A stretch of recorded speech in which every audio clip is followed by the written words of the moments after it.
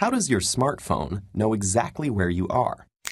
The answer lies 12,000 miles over your head, in an orbiting satellite that keeps time to the beat of an atomic clock, powered by quantum mechanics.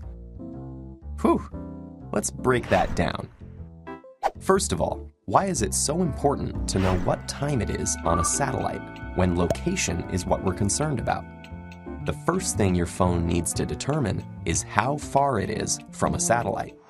Each satellite constantly broadcasts radio signals that travel from space to your phone at the speed of light. Your phone records the signal arrival time and uses it to calculate the distance to the satellite using the simple formula: distance equals c times time, where c is the speed of light and time is how long the signal traveled. But there's a problem. Light is incredibly fast. If we were only able to calculate time to the nearest second, every location on Earth, and far beyond, would seem to be the same distance from the satellite. So in order to calculate that distance to within a few dozen feet, we need the best clock ever invented. Enter atomic clocks, some of which are so precise that they would not gain or lose a second even if they ran for the next 300 million years. Atomic clocks work because of quantum physics. All clocks must have a constant frequency. In other words, a clock must carry out some repetitive action to mark off equivalent increments of time. Just as a grandfather clock relies on the constant swinging back and forth of a pendulum under gravity, the tick-tock of an atomic clock is maintained by the transition between two energy levels of an atom.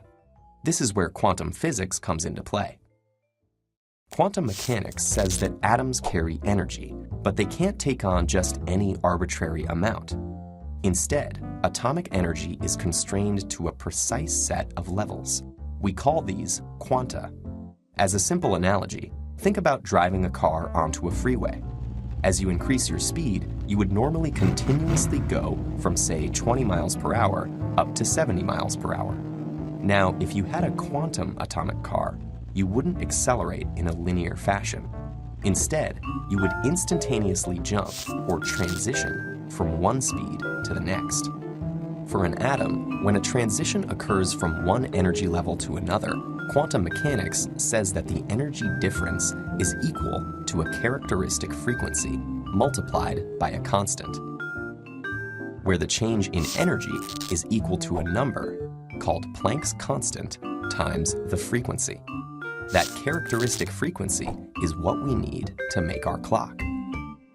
GPS satellites rely on cesium and rubidium atoms as frequency standards.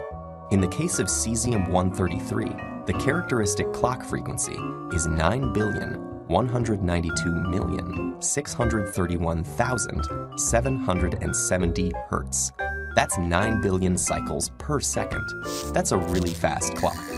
No matter how skilled a clockmaker may be, every pendulum, wind-up mechanism, and quartz crystal resonates at a slightly different frequency. However, every cesium-133 atom in the universe oscillates at the same exact frequency. So thanks to the atomic clock, we get a time reading accurate to within 1/1000th of a second and a very precise measurement of the distance from that satellite. Let's ignore the fact that you're almost definitely on Earth. We now know that you're at a fixed distance from the satellite. In other words, you're somewhere on the surface of a sphere centered around the satellite.